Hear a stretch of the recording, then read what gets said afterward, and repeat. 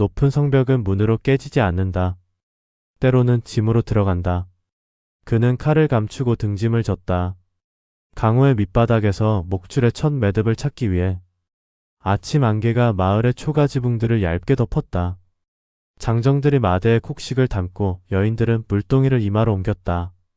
비탈진 흙길 한복판, 낡은 바퀴 두 짝을 달아 겨우 굴러가는 손수레 하나가 멎어 있었다. 손잡이에는 굵은 막근이 감겨 오래 손에 쥐었던 자국이 흑갈색으로 배어 있었다. 지나오는 그 손잡이를 쥐었다. 장문인의 손이 아니라 짐꾼의 손으로. 손바닥에 굳은 살은 수련의 흔적이지만 오늘은 다른 이름의 굳은 살이었다. 지난밤 서구에서 확인한 장부의 작은 기호들점 하나, 사선 하나가 가리키던 날짜와 장소. 관군 창고의 하청 집결소가 오늘 오전 3시각에 손님을 받는다. 손님이라는 말은 곧 짐이었다. 그는 도하라는 가명을 입에 굴렸다. 강을 건넌 자라는 뜻. 자신을 건너기 위해 건넌 이름. 허리에 찬 검은 헝겊으로 감추고 무릎 아래에 끈으로 묶어 빈티 나는 바짓가랑이를 만들었다. 겉옷은 초라했고 갓은 가장자리에서 실이 풀려 있었다. 그 초라함이 오늘의 무기였다. 집결소는 읍지박, 말 한 장과 집마차를 파는 소규모 장터 옆에 있었다. 마대 더미, 기름종이에 쌓인 약초 꾸러미, 철제못이 담긴 상자들이 뒤섞여 있었다. 그 위로 청천문에 작은 깃발이 하나 걸려 있었다. 표면상으로는 운송 책임을 맡은 문파라 적혀 있었지만 장부는 그 깃발이 표식에 불과하다는 것을 말해주었다. 실제 물량의 방향은 관군 창고의 도장으로 굳어지고 결제는 다시 사신단의 점소이가 쥐명책으로 흘러간다. 이름들은 빙빙 돌며 서로를 숨긴다. 그래서 그는 가장 밑에서부터 당기기로 했다. 처음 매듭은 짐꾼의 허리에 있다. 그는 기억의 문장을 속으로 되뇌며 줄을 쥐었다. 수레 앞에서 통을 접수하던 관리가 고개를 들었다. 거무스름한 수염이 턱 밑에서 줄기처럼 뻗어 있었다. 눈은 개슴츠레하고 말끝은 무심했다. 어이 어디서 왔나? 지나오는 짧게 허리를 굽혔다. 허리 굽힘의 각도는 빈민의 거리를 묻어야 한다. 강 건너 밤나루에서. 이름은 도하. 관리의 눈동자가 상하로 그를 후었다. 옷이 초라한가, 힘줄이 남아있는가, 달아난 노매 냄새가 나는가 세 가지를 보려는 눈이었다. 사내는 코로 가볍게 숨을 내쉬었다. 빚쟁이한테 쫓기나? 아내한테 쫓깁니다. 사람들이 킥하고 웃었다. 웃음은 경계를 푼다. 관리의 어깨가 느슨해졌다. 등짐질 줄 알면 따라와라. 후문 창고에 마와 약초꾸러미가 있다. 오늘은 강북 창고까지. 그는 고개를 끄덕였다. 말이 길어지면 정체가 길어진다. 오늘은 짧아야 한다. 짧게 깊게 고요하게. 창고 안쪽은 습기와 기름 냄새가 섞여 코끝을 찔렀다. 마대 위에 붙은 붉은 도장은 관군의 것이고 포장끈에 얇게 칠한 왁스 자국은 청천문의 것이다. 상호 검수가 아니었다. 서로 눈을 감아주는 약속이었다. 왁스의 문양에는 아주 미세한 칼금이 나 있었다. 칼금은 연속된 세로선 2개, 짧은 가로선 하나. 장부에서 보았던 안쪽으로 빼내라는 의미의 암호였다. 여기서 빠진다. 그는 마대 한 켠의 무게감을 손끝으로 재었다. 곡물의 흐름은 부드럽다. 그러나 약초가 섞이면 흐름의 무게가 불규칙하게 흔들린다. 마대 속에 가벼운 상자가 숨어 있다. 상자는 곡물의 바다에서 떠있는 배처럼 흔들린다. 그 흔들림을 손바닥이 기억했다. 그는 모든 꾸러미 중 흔들림이 어색한 것들을 눈으로 덧칠했다. 나중에 골라내기 위해. 짐을 실어내는 동안 언저리에서 욕지기를 하는 소리가 났다. 젊은 짐꾼 하나가 배가 뒤집힌 듯한 표정으로 단밖에 토를 했다. 이른 새벽에 싸구려 술 냄새가 올라왔다. 그 남자의 허리끈에서 약초 냄새가 10개 스며나왔다. 라벤더보다는 훨씬 거칠고 멜라노스의 뿌리 비슷한 흙내. 사문 약방에는 없는 조합, 외부 약장수의 손에서나 맡을 냄새였다. 하청의 하청. 사슬은 길수록 좋다. 길수록 잡을 손이 많다. 그는 아무 말도 하지 않고 수레의 못을 조였다. 못머리 옆에 아주 얇게 흠집을 남겼다. 나중에 이 수레가 어디서 내려도 그 흠집은 그의 표식이었다. 강북 창고로 향하는 흙길은 비로 질척했다. 바퀴가 움푹 파인 자국에 물이 고였다. 말발굽이 진창을 튀기면 짐꾼들은 본능적으로 비켜 나무 그늘로 붙는다. 길의 습관은 곧 사람의 습관이다. 그는 그 습관을 이용해 걷는 사람들의 발목각을 살폈다. 왼발이 조금 끌리는 자, 오른쪽 발등을 바깥으로 비트는 자. 승사녀를 스친 안내자의 반 박자가 없음을 확인하는 일이자 혹여 어젯밤에 발이 낮에도 여기에 섞여 있는지 확인하는 과정. 오늘은 없다. 대신 새 발들이 있었다. 광군 창고의 문지기와 청천문 점소이가 서로의 눈치를 보는 발. 그 발은 덜 죄인 같고 더 계산 같았다. 창고 앞에서 점소이가 대기표를 나눠줬다. 번호 대신 한자 한 획이 적혀 있었다. 사람들은 숫자를 입으로 읊을 수 있지만 획은 입으로 불러도 모양이 남지 않는다.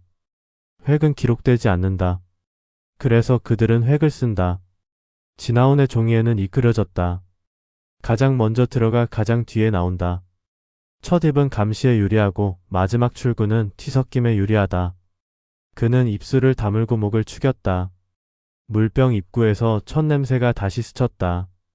지난밤의 그 향 라벤더와 초호 사이의 묘한 합. 오늘은 약했다. 희석의 냄새. 범인은 습관을 지우려 한다. 습관을 지우는 습관은 더 쉽게 남는다. 창고 안은 어둡고 길었다. 좌우의 목재 선반 사이로 좁고 긴 복도가 일자처럼 뻗어 있었다. 바닥에 깔린 대나무 발 사이로 자잘한 모래가 삐져나와 있었다. 눈썹 사이가 저렸다. 모래의 색깔은 평범한 황토가 아니라 자줏빛을 띠었다. 자줏빛 모래는 강줄기에서 가라앉는 사문석 가루와 섞여 나온다. 강북도 아닌 상류의 채굴지에서 흘러온 것이었다. 길이 더 멀다. 청천문 기치 아래의 짐은 광군 창고에서 끝나지 않는다. 상류의 재련소 그 어둠으로 이어진다. 장부의 사선 하나가 오늘은 자줏빛 모래로 거들났다. 짐을 내리고 도장을 받을 때 등 뒤에서 한 손이 슬며시 내 허리끈을 건드렸다. 손끝은 가볍고 살이 얇았다. 주워 담으라는 뜻의 스침. 그 미세한 간섭은 오히려 합의의 신호였다. 누군가는 창고 바깥쪽에서 한 번 더 빼내려 한다. 지나오는 받아들이는 척하되 받아들이지 않았다. 허리끈을 느리게 풀어 손이 들락날락하기 쉬운 구멍을 일부러 만들어 두었으나 그 구멍 속에는 아무것도 넣지 않았다. 대신 허리끈의 반대편 안감에 접은 천조각 하나를 밀어 넣었다. 천조각에는 연설인의 약 포제에서 가져온 미세한 염색약이 묻어 있었다. 오늘 밤 그에게 손을 뗀 사람이 세수를 할 때만 드러나는 희미한 물기를 볼 것이다. 물길은 키 뒤로 흐른다. 그는 사람을 얼굴로 잡지 않는다. 습관의 물길로 잡는다. 점심 무렵 그는 짐꾼들의 쉼터에 앉아 소금에 절인 물을 씹었다. 벌레가 날아들었다. 손 한 번 휘젓지 않았다. 하수인의 손은 하찮고 지쳐 있어야 한다. 그 피로의 톤에 사람들이 안심한다. 옆자리에 앉은 술래 나는 젊은 짐꾼이 허리를 두드렸다. 형씨, 오늘 처음 이수? 그는 씹는 속도를 늦추었다. 두 번째. 그럼 알겠네. 오후에 한 번 더 나가. 강상 쪽 재련소로. 돈맛이 좀 나지. 돈 마시면 목맛도 나지. 젊은 짐꾼은 킥하고 웃었다. 형씨 말이 재밌네. 말 속에 경계가 빠졌다. 그가 원하던 톤. 누군가가 어깨를 획 치며 지나갔다. 그 어깨에서 기름 냄새가 났다. 목재와 동물성 기름을 섞은 냄새. 화공이 흉내내는 방아 기름보다 거칠었지만 불길을 지탱할 수 있는 성질을 가졌다. 밤의 불길이 낮에 길 위에서 다시 흔들렸다. 오후의 행렬은 더 길었다. 말, 노새, 손수레, 등짐. 줄의 중간에 빈 수레가 섞여 있었다. 빈 수레는 공기처럼 가볍게 움직인다. 빈 수레는 사라지기 위해 존재한다. 빈 수레의 앞뒤 짐꾼은 발을 작게 디뎠다. 작게 걷는 발은 주변을 신경 쓰는 발. 그 발을 따라가면 늘 그림자가 있다. 그는 한 발 간격을 유지하며 빈 수레의 휠을 눈으로 쫓았다. 오전에 자신이 남긴 몸머리 흠집은 없었다. 이 수레는 다른 선상, 다른 줄이었다. 강상으로 갈수록 길은 좁아졌다. 버드나무 가지가 어깨를 스쳤다. 나무 껍질에 박힌 오랜 칼자국. 이 길로 무언가가 여러 번 왕복했다는 뜻이었다. 칼자국의 방향이 모두 하행이었다. 하행은 물건이 내려왔다는 뜻. 올라간 자국이 없다. 올라가는 물건은 보이지 않는 키를 쓴다. 낮에는 없다. 밤에만 흔적을 남긴다. 밤의 키를 알고 낮에 얼굴을 잡는다. 그는 계획의 순서를 다시 맞추었다. 재련소 초입에 도착했을 때 바람이 열기를 실어왔다. 금속과 숯 냄새가 목구멍을 졸랐다. 담장 너머로 붉은 불빛이 덩어리째 일렁였다. 담벽 아래 수문이 있었다. 작은 수문, 돌로 반쯤 막아두어 물길의 속도를 느리게 했다. 느린 물은 침전을 남긴다. 자줏빛 모래는 그 수문 앞에서 원을 그리며 잠들고 있었다. 그 모래 위에 두 종류의 발자국이 겹쳐 있었다. 하나는 무거운 못박이 장화, 다른 하나는 얇은 천신. 장화는 재련사의 발이고 천신은 외부 손이다. 재련소 안에 외부가 들어온다. 외부는 물길로 들어온다. 그는 무릎을 굽혀 모래 한 줌을 집었다. 모래는 축축했고 손금 사이에 와르르 스며들었다. 기억해라. 색, 곡률, 수분, 냄새. 이 모래는 이 길에서만 날 것이다. 짐을 내려놓는 동안 어둑한 작업장 안쪽에서 끈 묶는 소리가 규칙적으로 났다. 규칙은 습관의 뼈대다. 그 규칙이 두 번 끊겼다. 끊기는 자리는 물건이 바뀌는 자리. 하나는 도검의 날이 덧댄 곳, 하나는 약초꾸러미가 합쳐진 곳. 금속과 약초가 한 선에서 만난다. 날과 물, 불과 냄새. 그것들은 싸우는 편이 아니라 숨는 편이었다. 칼날의 냄새를 약초가 덮고 약초의 가벼움을 금속의 무게가 감춘다. 누군가 뚜껑을 이중으로 닫고 있다. 해가 산등성이에 걸릴 무렵 짐꾼들은 풀밭에 주저앉아 땀을 훔쳤다. 그는 막 일으켜 서려다가 담장 바깥에서 물 깃는 소리를 들었다. 물바가지가 수문 아래 바위에 부딪혀놨다 꺼지는 짧은 맥. 그 소리는 어젯밤 후문 산길에 종이 떨리던 두 번째 맥과 닮아 있었다. 같은 손이 같은 박자를 쓴다. 박자는 쉽게 변하지 않는다. 수문가의 귀 뒤가 젖어 있었다. 희석된 염색약의 얇은 잔자국이 햇빛에 반짝였다. 낮에 물에만 드러나는 물길. 잡았다. 그는 종아리 근육을 느슨하게 하여 발소리를 풀었다. 물 깃는 사내가 길을 돌아 나올 때 그의 옆으로 바람처럼 스쳤다. 닿지 않고 지나가되 냄새를 남긴다. 그는 옷자락 안쪽에 감춘 향포를 아주 미세하게 흔들었다. 향은 라벤더도 초호도 아닌 사냥과 나물의 얼얼함이 섞인 추적용 냄새였다.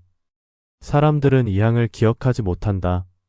그러나 이 향에 이미 익숙해진 벌과 개미는 그를 따라온다. 자연의 꼬리표는 거짓을 모른다. 해가 떨어지고 재련소의 나팔이 하루의 끝을 알렸다. 사람들은 각자의 숙소로 스며들었다. 짐꾼들 역시 강둑의 움막으로 흩어졌다. 그는 일부러 제일 구석진 움막을 골라 들어갔다. 습기 찬 흙바닥, 찢어진 돗자리, 곰팡이 냄새. 옆 움막에서 코고는 소리가 규칙적으로 흔들렸다. 규칙은 안심을 낳고 안심은 틈을 만든다. 틈으로 발이 지나간다. 그는 밤이 깊어질 때까지 기다렸다. 호흡을 낮추고 맥을 숨기고 등뼈의 긴장을 물속에 담그듯 흘렸다.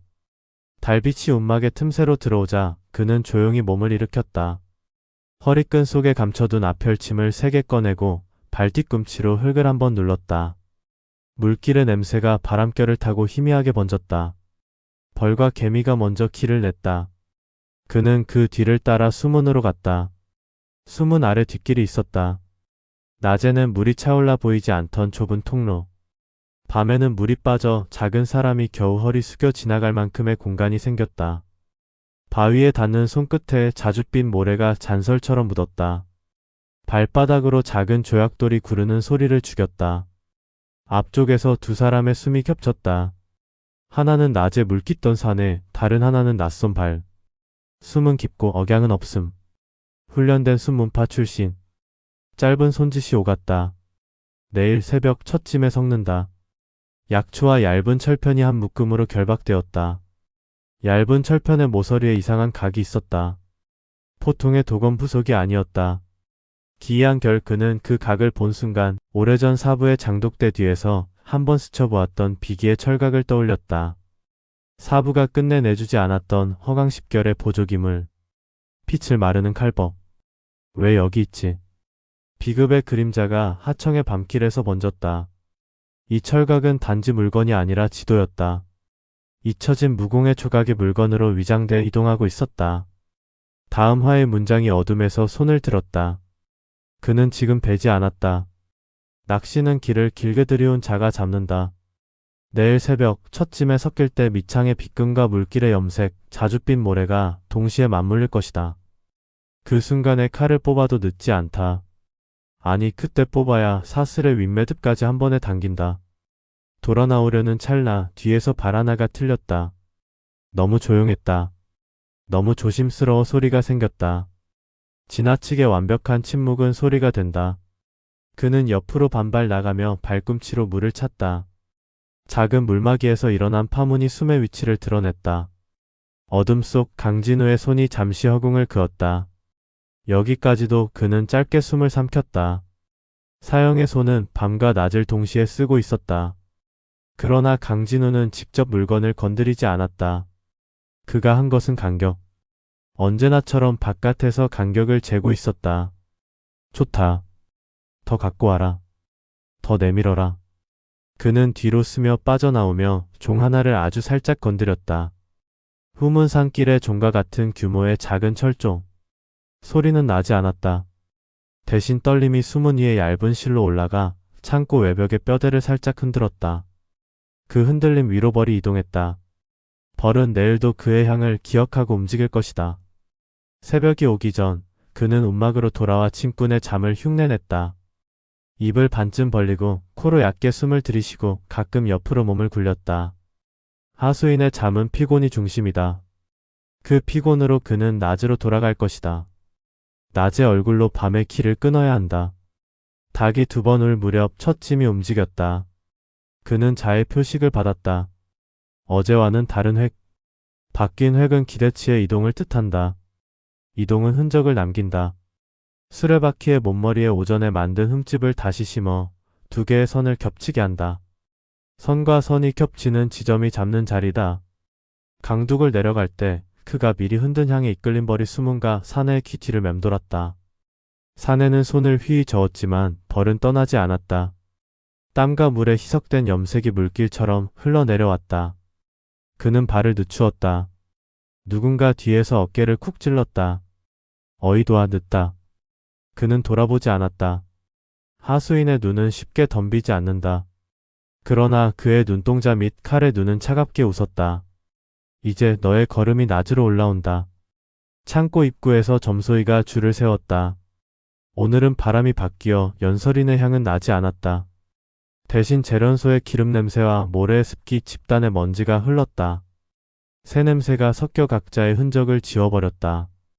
지워진 자리에 그의 표식만 남는다. 못머리의 흠집 밑창의 빗금, 귀 뒤의 물길, 벌의 맴동. 자연과 쇠와 살이 만든 삼각형. 삼각형의 중심에 이름이 들어간다. 그는 한번 눈을 감았다. 지금 베어라는 충동이 손목을 스쳤다. 그러나 그는 손을 내려 무릎을 눌렀다. 폭수는 길이다. 길은 성급하면 끊어진다. 오늘은 끊을 날이 아니다. 오늘은 잊혀진 무공의 조각을 눈으로 옮기는 날이다. 내일 조각은 몸으로 들어올 것이다. 해가 수문 위로 얇은 금빛을 흘릴 때 그는 조용히 웃었다. 하수인의 얼굴은 진흙으로 더럽혀져도 좋았다. 더러움은 가면이 된다. 가면 아래 칼은 웃지 않는다. 칼은 기억한다. 마지막 수레를 창고 안으로 들여놓으며 그는 발뒤꿈치로 2번 바닥을 긁었다. 어젯밤 작은 종과 같은 박자. 박자의 답이 올 것이다. 뒤쪽 담벽에서 툭툭 약속의 살이 2번 튀었다. 살은 흔적을 감추지만 박자는 감추지 못한다. 박자는 사람이다. 사슬의 첫 매듭을 쥐었다. 그는 속으로 중얼거렸다. 첫 매듭을 쥐면 2번째는 저절로 따라온다. 그리고 3번째, 4번째. 매듭이 줄어들수록 목줄은 짧아진다. 목이 짧아지면 칼은 가까워진다. 해는 기울었고 재련소 담장에 맺힌 열기가 늦은 저녁 바람에 섞여 흘렀다. 낮 동안 수문 앞에서 길게 잠들었던 자줏빛 모래는 어둠이 내려앉아 미세하게 색을 잃었다. 색이 사라지는 순간 형이 남는다. 그는 색이 아니라 형을 기억했다. 곡률과 결, 손끝에서 흩어지는 모래 입자의 무게. 이 길의 모래는 여기에서만 이렇게 흩어진다. 지나오는 움막의 안쪽에서 천면 두건을 조용히 올렸다. 하수인의 얼굴을 진흙 속에 묻고 눈만 남겼다. 오늘 밤의 목적은 도둑질이 아니었다. 지도를 베끼는 일이다. 한 조각을 훔치면 다음 조각은 다른 길로 숨는다. 길을 베끼면 조각은 스스로 그 길을 따라온다. 그는 먼저 박자를 꺼냈다. 어젯밤에 울리지 않은 무음의 종을 오늘은 돌의 박자로 대신할 것이다. 수문이 바위턱 세 군데에 손가락 하나가 겨우 들어가는 얕은 홈을 파고 자갈을 한 톤, 반 톤, 한 톤 반의 간격으로 박아 넣었다. 밤의 일꾼들은 소리를 피한다. 그러나 바닥의 흔들림은 피할 수 없다. 자갈의 진동은 물길을 타고 발목으로 올라가 손으로 번지고 속도를 바꾼다. 속도는 패턴이다. 패턴이 어긋나는 순간 손의 주인이 드러난다. 수문을 끼고 돌아 재련소 담장의 가장 낮은 부분으로 붙었다. 낮에 보았던 그 천신의 발자국이 희미하게 새로 올라앉아 있었다. 낮과 밤의 발자국은 구별된다. 낮은 직선이고 밤은 곡선이다. 낮에는 사람이 일을 하고 밤에는 사람이 눈치를 본다. 눈치를 보는 발은 곡선으로 흐른다. 곡선은 피하는 습관을 기록한다. 그는 그 곡선 위에 발을 얹지 않았다. 반발 타인의 흔적을 밟지 않는 경로. 추적하는 자의 가장 오래된 예의. 담장 안쪽에서 끈 묶는 소리가 다시 났다. 낮에는 일정했다. 밤에는 두 번 끊기고 한 번 빨라졌다. 빨라진 박자는 겁이거나 기한이다. 그 둘은 늘 함께 온다. 겁을 먹은 자는 기한을 놓치고 기한에 쫓긴 자는 겁을 먹는다. 그 틈에서 물건이 바뀐다. 그는 수문으로 흘렀다. 물은 밤이 되면 입을 닫는다. 흐름이 깊어져도 소리는 잠잠하다. 그 잠잠 위로 낮에 뿌려둔 사냥과의 얇은 향이 가느다랗게 떠올랐다. 벌이 먼저 도착했고 뒤이어 개미가 모였다. 벌은 부채처럼 수면을 휘어돌고 개미는 끈처럼 바위의 틈을 따라 올라갔다. 자연의 꼬리표가 다시 살아났다. 사람은 냄새를 잊는다. 자연은 박자를 잊지 않는다. 숨은 뒤 낮에 그가 보았던 철각 얇고 기이한 각의 철편들이 약초, 꾸러미와 함께 한 묶음으로 결박되어 있었다. 그는 그 묶음을 당장 가져가지 않았다. 대신 결박의 매듭을 살폈다. 매듭은 정면에서 풀리지 않게 항상 측면으로 잡아 돌려 묶는 방식이었다. 이 매듭은 청천문의 보급선에서 자주 쓰는 방식이지만 오른손잡이가 하면 매듭의 끝이 오른쪽 아래로 떨어진다. 그러나 지금의 매듭은 왼쪽 위로 턱이 들려 있었다. 왼손잡이. 그 손은 낮에 물을 길던 그 사내의 손이 아니었다. 두 사람 물길의 사내와 왼손의 사내가 이 묶음의 양 끝을 공유하고 있었다.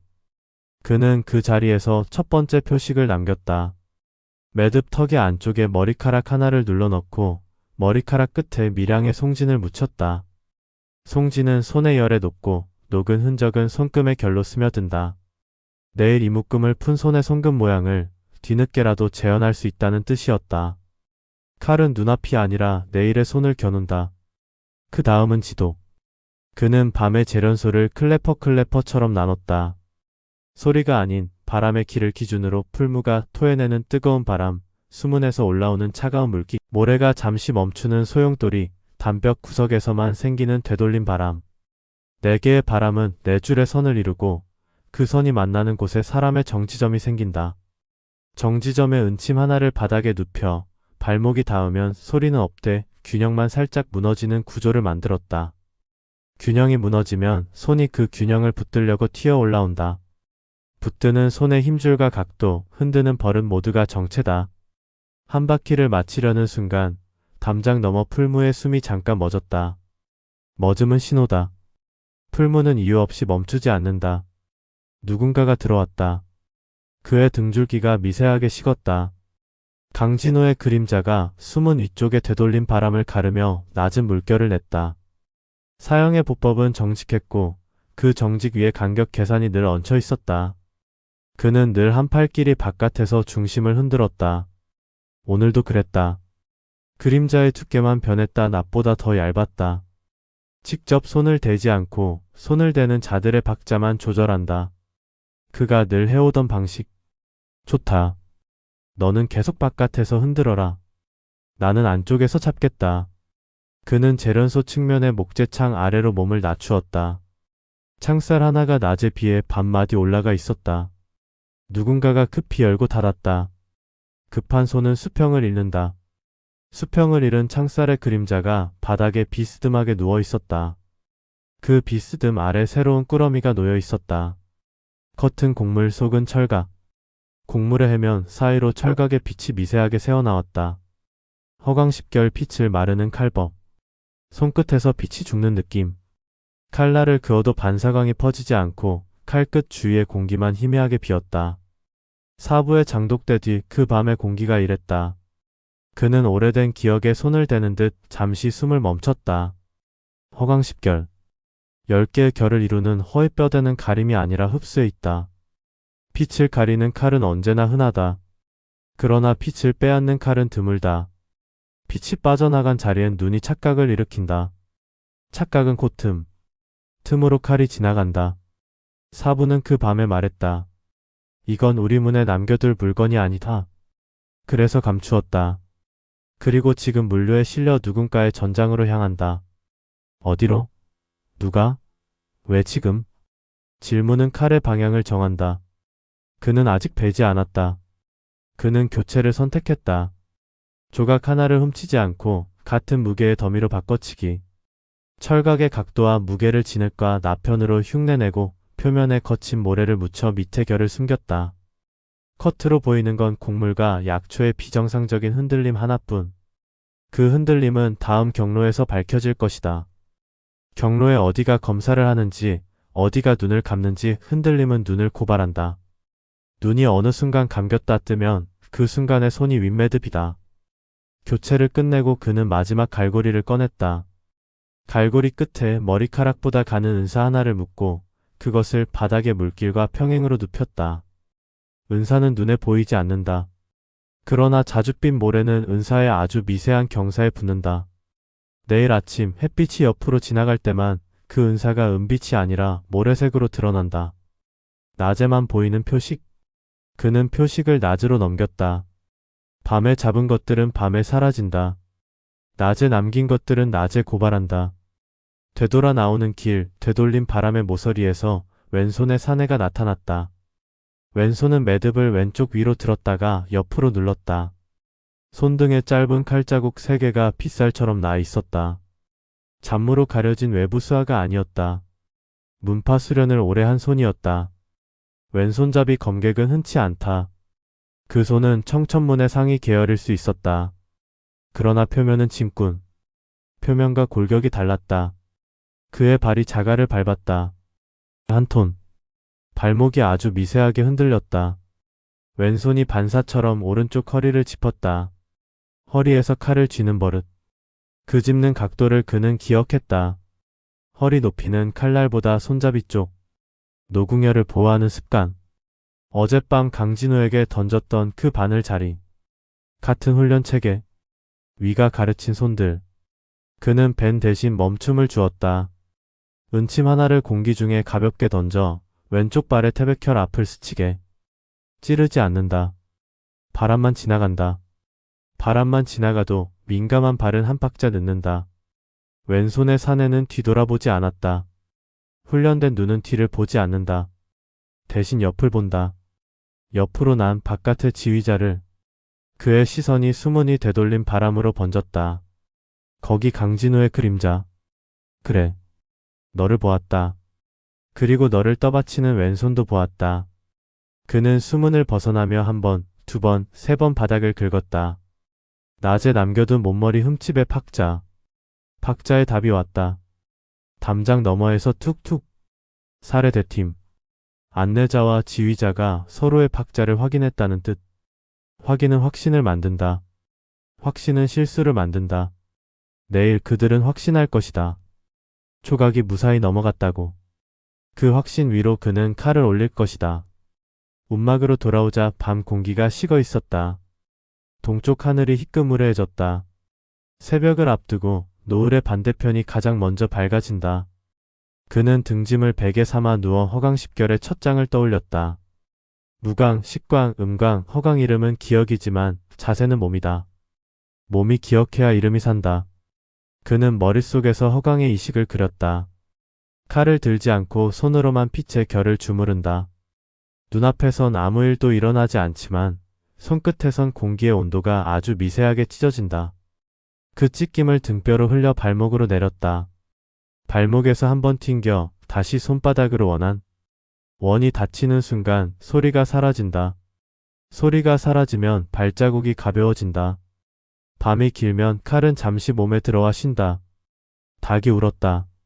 첫 짐이 움직일 시간. 그는 하품을 숨기고 하수인의 어깨를 걸쳤다. 수문가의 사내기 뒤에는 여전히 물길의 염색이 얇게 남아 있었다. 벌이 한번 맴돌고 사내는 길을 쓸어내렸다. 손끝이 미세한 송진의 끈을 문질렀다. 문지른 자리에 손금의 결이 더 깊어졌다. 좋다. 손을 남겼다. 낮에 그는 그 손을 다시 볼 것이다. 창고 앞. 점소이가 오늘도 획으로 줄을 나눴다. 그의 종이에는 어제와 다르고 그저께와도 다른 획. 바뀌는 획이 바뀌지 않는 습관을 드러낸다. 앞줄에 빈 수레 하나가 다시 섞였다. 빈 수레는 오늘도 공기였다. 사라지는 운송 이건 사신단의 버릇이었다. 공기의 한가운데에서 왼손의 걸음이 딱 한 번 흔들렸다. 태백혈의 한 박자. 은침이 스치고 지나간 바람의 빛이 낮에도 남아있었다. 그 흔들림을 그는 눈에 새겼다. 짐이 창고 안으로 삼켜질 때 바닥의 은사에 붙은 자줏빛 모래가 햇빛에 드러났다. 은빛이 아니라 모래빛으로. 점소이는 보지 못했다. 바닥을 보는 자의 눈은 도장을 찾는다. 그는 흔들림을 본다. 흔들림은 사슬이다. 사슬의 중간에서 왼손이 매듭을 틀었다. 그 틀림의 방향 왼이 옆눌림. 그는 만족했다. 손의 방향과 밑창의 빗금, 귀 뒤의 물길, 자줏빛 모래, 흔들림 5개의 선이 하나의 중심을 가리켰다. 그 중심에는 청천문 상계의 지휘와 사신단 관군의 회계가 얽혀있고 강진호의 간격이 그 위에 덮여있다. 조각은 운송이고 운송은 무공이다. 그들은 칼법을 물건처럼 옮기고 있었다. 칼의 일을 장부의 줄로 숨기는 방식. 장부는 불타도 발은 남는다. 발이 남으면 길이 살아난다. 길이 살아나면 칼이 도착한다. 정오 무렵 그는 일부러 뒤로 물러났다. 오늘은 칼을 뽑지 않는다. 사슬째를 끌어내기 위해서는 한 번 더 내주어야 한다. 내주는 자는 건드릴 수 있는 권리를 얻는다. 권리는 칼집이고 칼집은 칼을 안전하게 만든다. 그는 장문전으로 돌아갈 길을 머릿속에 그렸다. 서구의 노인은 살아있고 열쇠는 손에 남아있다. 장부는 합쳐져 선이 된다. 무연의 빈목함이 가리키던 자리는 이제 이름이 올려질 자리로 바뀐다. 빈목함에 이를 맞춘 칼이 담기면 처음 피가 시작된다. 해가 기울 때 그는 강둑에 홀로 앉아 혈천의 검집을 가만히 쓸었다. 오늘도 검을 뽑지 않았다. 그럼에도 여러 개의 칼이 그의 쪽으로 기울었다. 허강 10결의 허강 삼식이 손끝에서 미세하게 떠올랐다. 손바닥을 비틀어 햇빛의 결을 옆으로 슬쩍 밀었다. 밀린 빛의 뒤에서 그림자가 한층 깊어졌다. 칼을 들지 않아도 그는 틈을 일으킬 수 있었다. 틈이 생기면 이름이 스스로 떨어져 나간다. 떨어진 이름은 가볍다. 가벼운 이름부터 베어낼 것이다. 밤이 오기 전 그는 마지막으로 수문 앞에 섰다. 바람이 되돌아와 뺨을 스쳤다. 되돌린 바람은 늘 질문을 데려온다. 누가? 어디로? 왜 지금? 그는 낮게 답했다. 내일 스승의 비급을 훔친다. 허강 10결의 진짜 장은 재련소가 아니라 사문에 있다. 누군가가 원본을 알고 있기 때문에 조각을 위장에 옮기는 것이다. 원본을 빼내면 조각의 주인은 길을 잃는다. 길을 잃은 사슬은 허리를 내준다. 그 허리에 칼이 닿는다. 비급은 글자가 아니라 문이다. 문을 여는 건 칼끝이 아니다. 도장, 열쇠, 그리고 기억의 맥. 그는 스승의 문을 의식 없이 연다. 규범이 깨진 자리에서 첫 피가 준비된다. 해가 서산에 반쯤 걸렸을 때 사문은 그 어느 때보다 조용했다.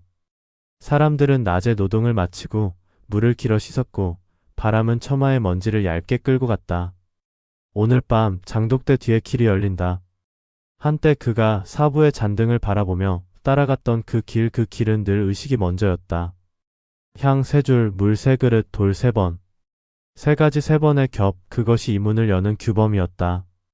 그러나 오늘 그는 규범 없이 연다. 규범은 길을 묶는다. 묶인 길은 훔치기엔 불편하다.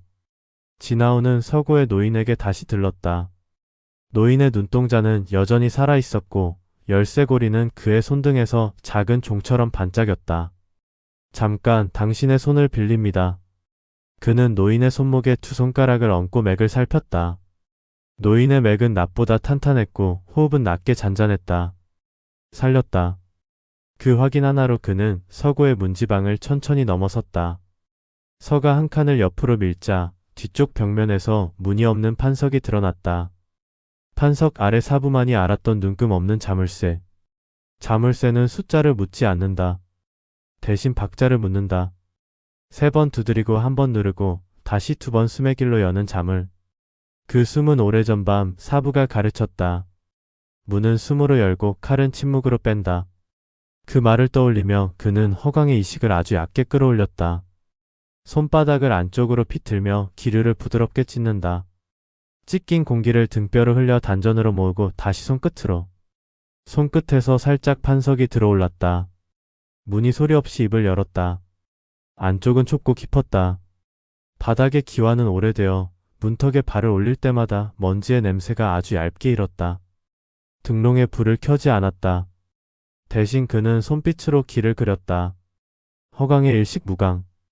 빛을 없애는 게 아니라 빛을 잇는 법. 눈은 어둠을 기억하고 기억은 길을 만든다.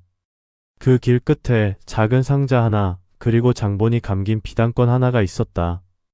그는 상자부터 열었다. 상자에는 인장과 목패, 오래된 등불의 심지와 정제된 송진이 반쯤 굳어 있었다. 인장은 장문인의 도장이 아니라 사문 암결을 승인하는 대인이었다. 대인은 보이지 않는 일을 보이는 일로 둔갑시키는 도구. 사부는 늘 말했다. 이 인장은 칼보다 무겁다. 그가 대인을 꺼내 손바닥에 혀를 살짝 찍었다. 붉은 점 하나가 인장의 밑면을 적셨다. 오늘 칼 없이 문을 연다. 그의 속삭임은 인장의 무게와 함께 비단권으로 흘렀다. 비단권은 허강십결의 원본. 겉의 서체는 단정했고 회개 굵기가 손의 깊이를 말해주었다. 그는 펼치지 않았다. 대신 무게를 재었다.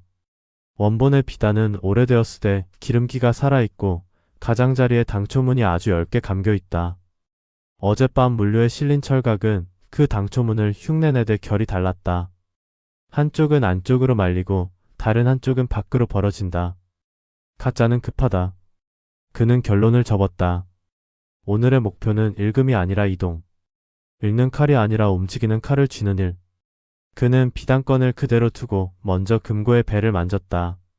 금고는 철이 아니라 목속 수분을 빨아들이며 울림을 기억하는 나무. 나무의 결을 3손가락으로 천천히 긁었다. 울림이 둘, 셋, 둘.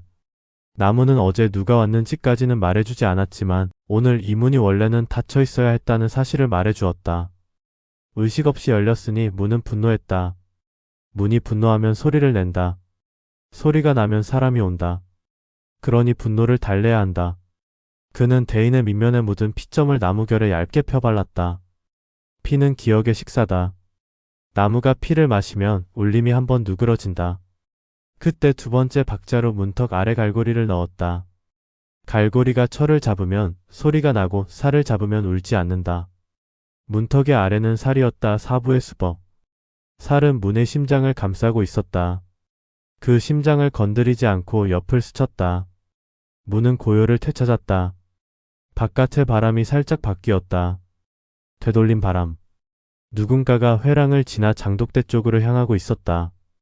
밤이 기울자 음영이 겹을 이루었고 그 겹 사이에 발 하나가 들어왔다. 바닥에 닿는 허리의 높이 숨이 멈추는 틈의 길이. 연설인이었다. 그녀는 비단신을 신었고 발끝으로 문지방을 한번 눌렀다가 뗐다. 의녀는 문턱의 상태로 안쪽을 읽는다. 문턱에 온기가 새었다. 그녀는 누군가 안에 있음을 눈치챘다. 지나오는 숨을 낮췄다. 허강의 삼식음강. 몸의 온도를 얕게 내려 공기의 결에 섞이는 법. 그의 그림자가 그림자 속으로 더 깊이 들어갔다. 연설인의 손이 살짝 떠올랐다가 다시 내려갔다. 그녀는 들어오지 않았다. 대신 돌아갔다. 그 발이 향한 곳은 사당. 그녀는 은여다. 의식의 순서를 어긴 문을 다른 의식으로 막으려 했다. 의식은 또 다른 문이다. 그녀의 선택은 옳았고 그래서 그를 도왔다. 사당으로 사람이 쏠릴 동안 이곳은 텅 비었다. 그는 그 틈에 움직였다. 피단권을 원래 자리에서 반마디 옆으로 밀어놓고 그 자리엔 같은 무게의 목심을 눕혔다. 목심의 가장자리에 자줏빛 모래를 아주 얇게 묻혔다. 내일 낮 햇빛이 비스듬히 들어올 때 그 모래가 말의 흔들림처럼 깜빡일 것이다. 그 깜빡임을 보는 눈은 사람의 눈이 아니라 그의 눈이다. 표식은 남겼다. 이제 이동. 그는 비단권을 속옷 안감의 비밀 주머니로 밀어 넣었다. 주머니 안감에는 사냥과 향이 아주 미세하게 스며 있었다. 개미는 글자를 모른다. 그러나 길은 안다. 위급할 때 개미가 그를 따라올 것이다. 자연의 꼬리표 또 하나. 문을 닫기 전 그는 인장을 한 번 더 들었다. 대인의 바닥에 작은 금줄을 서너 번 긋고 그 금줄로 문틀의 엽사를 스쳤다. 이 문은 오늘 밤 의식 없이 열렸으되 장문인의 승인 아래 있었다. 그런 거짓말을 문에 새겼다. 거짓말은 나무도 속인다. 속아준 문은 감시를 늦춘다. 늦춰진 감시는 칼의 시간. 바깥에 발자국이 돌아왔다.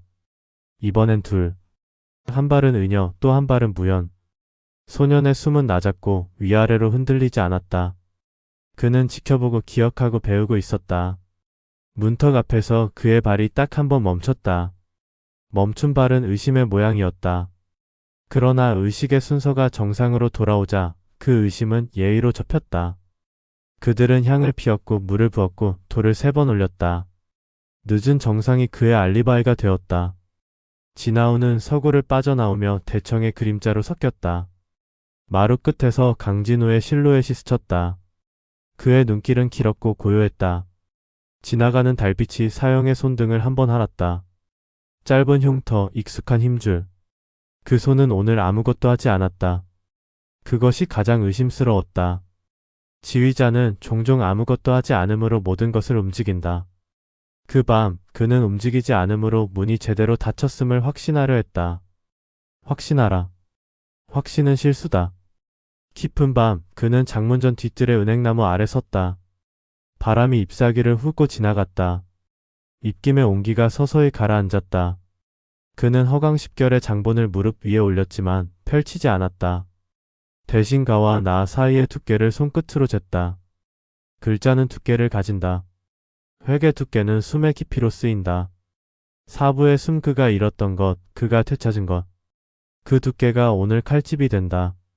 그는 비단권을 다시 감고 허리와 등뼈 사이 검과 척추가 만나는 자리에 눕혔다. 칼집과 등뼈가 한 몸이 되는 자리.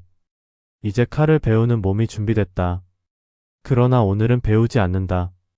오늘은 훔친다. 배움은 내일 새벽의 2번째 숨에서 시작한다. 그는 마지막으로 첫 피의 자리를 확인했다.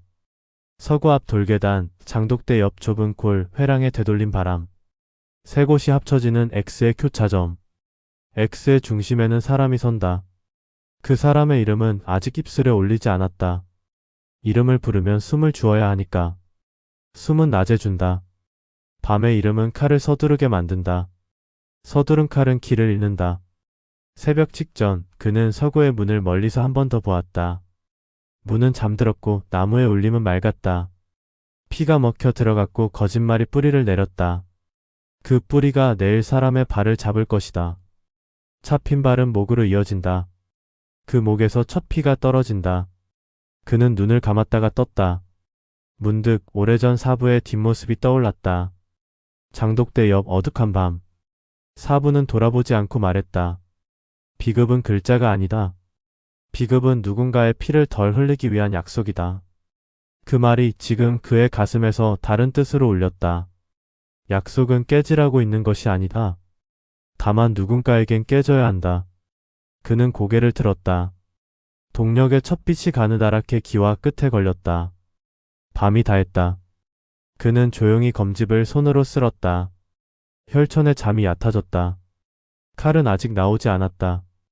그러나 이미 누군가의 목이 칼의 방향을 정해 주었다. 칼은 날카로워야 한다고 믿었다. 그러나 어둠 속의 칼은 날보다 호흡이 먼저였다. 그는 빛을 마르는 수련 속에서 살아있는 어둠이 되었다. 새벽 이전 하늘은 색을 잃었다.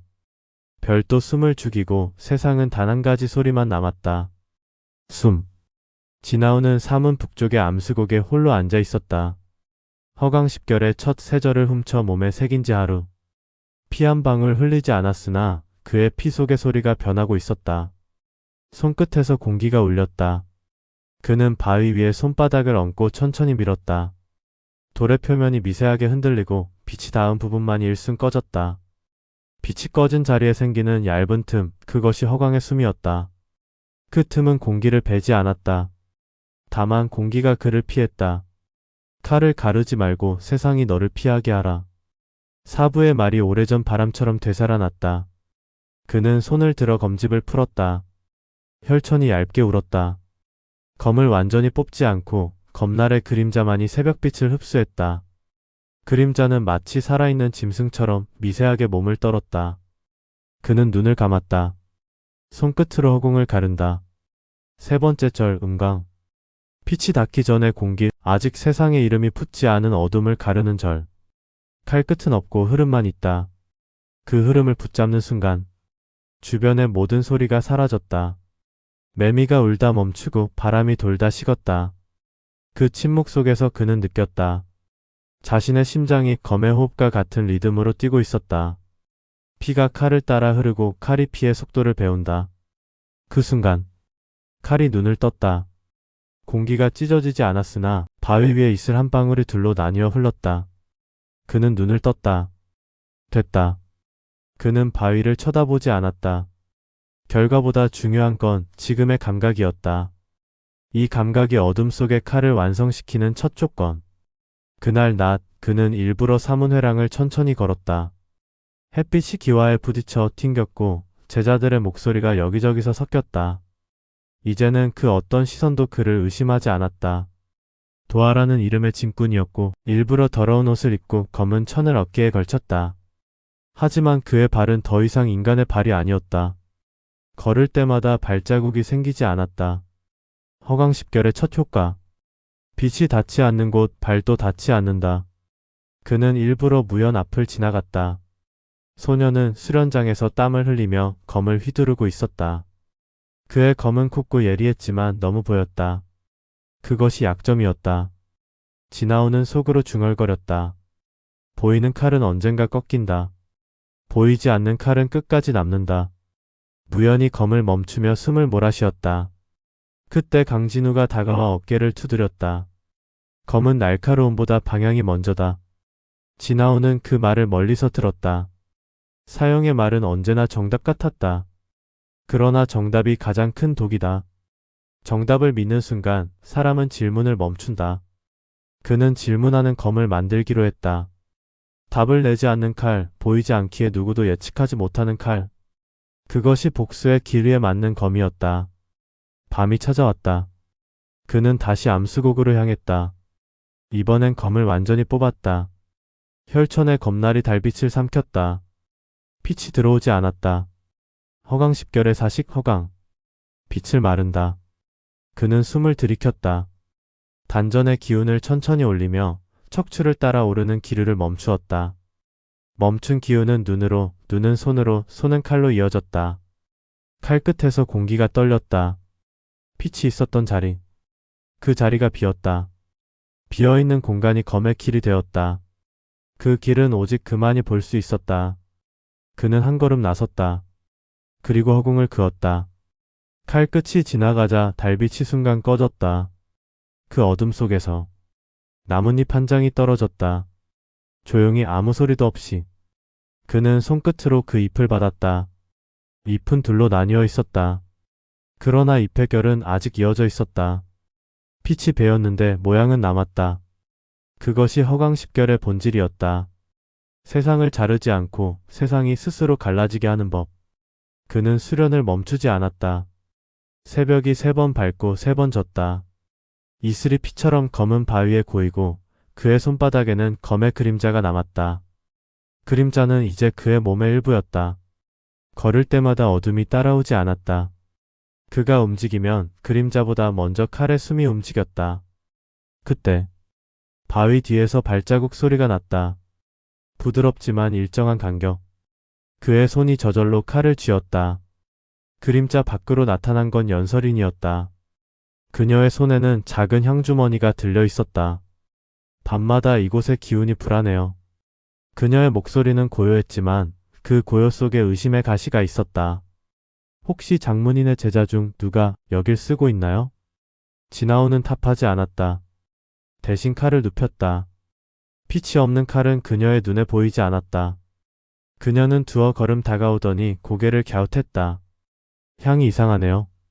그녀가 코끝을 스쳤을 때 그의 칼이 아주 살짝 움직였다. 공기가 흔들리고 향이 꺼졌다. 그녀는 이상함을 느꼈지만 그 이상함의 이유를 보지 못했다. 그럼 조심하세요. 그녀는 돌아섰다. 그의 칼이 공기를 그은 흔적만이 그녀의 뒷모습에 얇게 닿았다. 그는 검을 다시 검집에 넣었다. 보지 못한 자는 두려움을 느낀다. 그 두려움이 내일 피의 문을 열 것이다. 새벽이 밝았다. 그는 첫 피의 위치를 다시 떠올렸다. X의 교차점. 회랑에 되돌린 바람, 서구의 문턱, 장독대의 그림자. 새 길이 만나는 자리. 내일 그곳에 누군가 설 것이다. 누구인지 이미 알고 있었다. 왼손의 사내. 그의 숨결을 따라가면 그 끝엔 늘 강진우가 있었다. 그는 칼을 들어 올렸다. 이제 칼은 소리를 내지 않았다. 그 대신 그의 심장이 울렸다. 심장의 박동이 칼의 울림이 되었고 그 울림이 사람의 이름을 부르고 있었다. 첫 피. 그는 눈을 감았다. 보이지 않는 칼로 세상을 베어야 할 때가 왔다. 바람이 지나갔다. 바위 위에 새벽이 무너졌다. 그리고 어둠이 그의 몸속으로 완전히 스며들었다. 칼을 뽑지 않아도 칼은 존재한다. 존재를 증명하는 것은 피. 첫 피는 함부로 흐르지 않는다. 설계된 자리에서 설계된 시간의 문처럼 열린다. 아침과 낮 사이 그 경계의 빛은 얇았다. 사무는 평상시와 다름없는 소리를 냈다. 돌을 쓸고 물을 옮기고 마른 나뭇가지를 꺾는 사소한 삶의 소리들. 그 소리들 사이 되돌린 바람이 회랑의 모서리에서 일정한 각도로 흘렀다. 그 바람이 스치고 돌아 나온 자리, 서고의 문턱과 장독대의 그림자가 만들어낸 좁은 골 세 길이 하나로 겹쳐지는 X의 교차점. 진아오는 그 자리에서 한 걸음 떨어져 있었다. 첫 피는 늘 바깥에서 시작한다. 중심으로 들어가면 중심이 흔들린다. 중심을 흔드는 건 두 번째 일이다. 그는 허리춤에 혈천을 감싼 검포를 정돈했다. 여느 날과 다름없는 움직임, 그러나 맥은 달랐다. 허강십결의 내절이 손에서 다시 한 숨으로 묶였다. 무강으로 자리를 지우고 음강으로 틈을 늘리고 허강으로 빛을 말리고 그리고 몸으로 칼을 가렸다. 사람들은 그를 보지 못했다. 보지 못하는 것은 두려움의 첫 모양이었다. 먼저 발 하나가 교차점으로 들어왔다. 얇은 천신, 낮은 들숨, 왼손의 사내였다. 어젯밤 자줏빛 모래 위를 지나던 그 발, 매듭을 왼쪽 위로 들어 올리던 그 손. 오늘은 짐꾼의 옷, 그러나 몸의 언어는 숨길 수 없었다. 그의 발이 문턱에 닿기 전 벌 하나가 귀 뒤를 맴돌았다. 물길에 염색 희석된 색이 아침 땀과 섞여 얇게 번졌다. 사소한 자연의 꼬리표들이 길을 확인했다. 왼손의 사내는 멈추지 않았다. 대신 옆을 스쳤다. 지휘의 습관. 중심을 피해 바깥에서 흐름을 조정하는 버릇. 그의 시선은 되돌린 바람이 오는 모서리를 향했다. 그곳에는 항상처럼 아무도 없는 것처럼 보였다. 그러나 오늘 그 바람의 층 사이에 눈 하나가 조용히 떠 있었다. 진아온의 눈. 그는 칼을 뽑지 않았다. 대신 박자를 꺼냈다. 발 뒤꿈치로 바닥을 한번. 회랑의 촉이 아주 미세하게 떨렸고 되돌린 바람이 반 박자 빨라졌다. 바람이 빨라지면 사람의 어깨도 빨라진다. 왼손의 사내는 그 빠른 바람에 맞춰 허리를 낮추며 지나갔다. 낮춘 허리 노궁열을 스스로 드러내는 자세. 그 틈. 진아온의 손이 허공을 접었다. 소리도 빛도 없었다. 허강의 길이 노궁열의 가죽을 미세하게 훅어 힘을 빼앗았다. 왼손의 손바닥이 한번 헛돌았다. 그 헛돌미 균형을 무너뜨렸다. 그는 비틀거리지 않았다. 오랜 수련은 몸을 바로 세웠다. 그러나 습관은 몸을 배반한다. 균형을 잃는 순간 훈련된 자는 오른쪽 허리를 짚는다. 어젯밤 그가 늘 하던 것처럼. 그가 허리를 짚는 순간 목은 빈다. 방향을 고치려는 목은 언제나 측면에서 취약해진다. 진아온의 발이 한 치 앞으로 나갔다. 포법은 움직이지 않은 듯 보였지만 실제로는 교차점의 중심을 10개 뱉다. 빛이 꺼졌다. 아주 짧은 순간 회랑의 그림자가 하나 더 생겼다가 사라졌다. 그 그림자 속에서 피가 소리 없이 얇게 피어올랐다. 왼손의 사내는 무릎을 꿇지 않았다. 꿇지 못했다. 무릎을 꿇기 전에 숨이 먼저 꺾였기 때문이다. 그의 손이 목을 더듬었다. 손끝에서 피의 온기가 빠르게 씻고 있었다. 그는 무엇이 자신을 베었는지 보지 못했다. 보지 못한 칼 앞에서 눈은 이유를 찾는다. 이유를 찾는 동안 생명은 이동한다. 그의 생명은 이미 한 걸음 옮겨져 있었다. 죽음 쪽으로. 진아온은 뒤돌아보지 않았다. 첫 피는 설명하지 않는다. 설명은 증거를 남긴다. 오늘 그가 남겨야 하는 건 질문이었다. 무엇이 그를 베었는가? 그 질문이 사슬 위로 올라가 강진우의 손을 향해 되돌린 바람처럼 돌아오리라. 왼손의 사내가 기의 본능으로 마지막 몸짓을 했다. 허리를 틀어 회랑의 기둥 그림자를 붙들려 했다. 그 순간 기둥 뒤 다른 숨이 미세하게 흔들렸다. 무연이었다. 소녀는 우연히 그 자리에 있었다. 그러나 운명에서 우연은 구실일 뿐. 소년의 눈이 커졌다. 피를 보았기 때문이다. 그 피는 잔혹하지 않았지만 도망칠 수 없는 현실이었다. 진아오는 소년의 눈동자에 자기 자신을 비춰보았다. 옛 시간선에서 마지막 밤 아이의 손에 들린 칼이 자신의 가슴을 건드리던 그 미세한 떨림. 그 떨림을 기억해라. 그가 스스로에게 속삭였다. 복수는 끝을 위한 행위가 아니다. 기억을 정리하는 일이다. 왼손의 사내가 넘어졌다. 넘어짐은 쉽게 눈을 속인다. 마치 단순한 실수처럼 보이게 한다. 그러나 그가 넘어진 곳은 X의 중심. 되돌린 바람과 문턱, 장독대 그림자가 겹치는 자리. 설계된 끝이었다. 사람들이 모였다. 의녀들이 뛰어왔고 연설인도 그 가운데 있었다. 그녀는 무릎을 꿇고 상처를 살폈다. 눈빛이 흔들릴수록 손은 정확해졌다. 목의 측면 매우 얕습니다. 하지만 말끝을 잊지 못했다. 얕은 상처처럼 보이는 자리가 가장 깊은 곳을 숨을 잘랐기 때문이다. 허광의 칼은 외형이 아니라 흐름을 벤다. 숨은 흐름의 중심. 중심이 끊어지면 몸은 스스로 자리를 잃는다. 연설인의 손끝이 피를 막으며 숨을 붙들려 했다. 그러나 피는 말보다 빠르다. 그녀는 이해했지만 받아들이지 못했다. 그 두 감정이 그녀의 눈동자에 동시에 떠올랐다. 진아오는 그 떨림을 조용히 관찰했다. 그녀는 원흉이 아니었다. 그러나 사슬의 어느 매듭이었고 그 매듭은 아직 풀리지 않았다. 사람들은 웅성거렸다. 청천문 사신단의 노인이 군중 틈에서 미간을 찌푸렸다. 그의 눈동자는 계산을 하고 있었다. 계산은 두 가지 길을 만든다. 오해와 은폐. 노인의 길이 어느 쪽으로 기울든 오늘의 피는 이미 증거 없이 말하고 있었다. 보이지 않는 칼이 있다. 강진우가 늦게 도착했다. 늦음은 흔히 알리바이가 된다. 그의 눈빛은 평온했고 입술은 얇게 다물려 있었다. 무슨 일인가? 짧은 물음. 그는 답을 원하지 않았다. 대신 질서를 원했다. 질서는 흔히 진실을 늦춘다. 진아오는 침묵했다. 아무 말도 하지 않는 것이 가장 큰 목소리였다. 그는 무연을 힐끗 보았다. 소년의 손이 아주 작은 진동을 하고 있었다. 공포가 아니라 학습의 떨림. 오늘 본 것을 몸에 넣고 있는 흔들림. 넌 보고 배우고 있다. 언젠가 그 배움이 칼이 될 것이다. 그 칼이 누구를 겨눌지 아직 정하지 않았다. 왼손의 사내는 끝내 숨을 놓았다. 피는 장독대의 그림자 아래 얇게 번졌다가 멈췄다. 과장된 분수도 처절한 비명도 없었다. 마치 누군가 오랜 상처에 마침표를 찍듯. 첫 피는 그렇게 시작되었다. 시작이란 단어가 이상하게도 끝과 닮아 있었다. 의례가 치러졌다.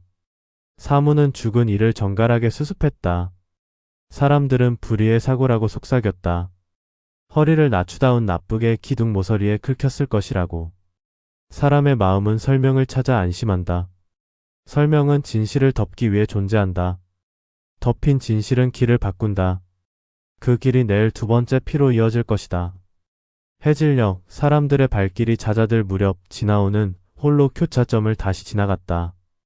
바람의 층이 낮아지고 그림자가 길어졌다.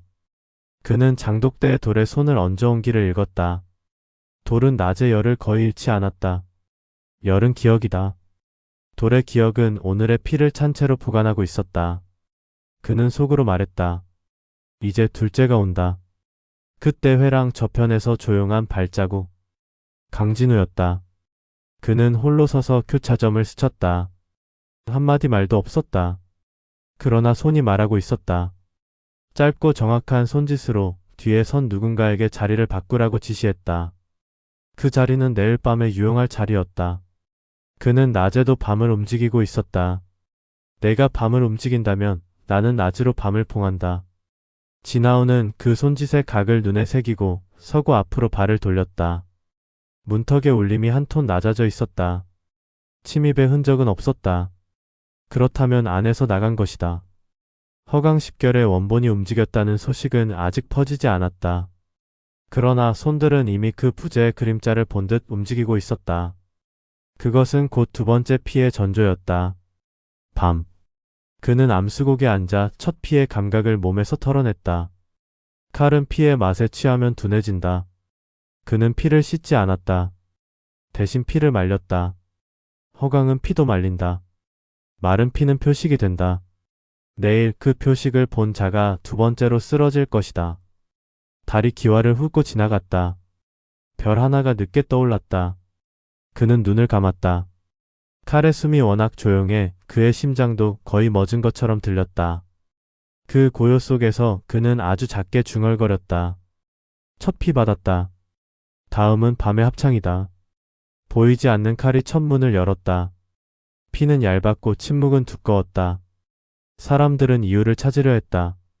그러나 이유는 칼이 아니라 길에 있었다. 오늘의 이야기는 여기까지입니다. 들어주셔서 감사합니다. 구독과 좋아요는 큰 힘이 됩니다. 다음화 그림자 속의 불길로 찾아뵙겠습니다. 감사합니다.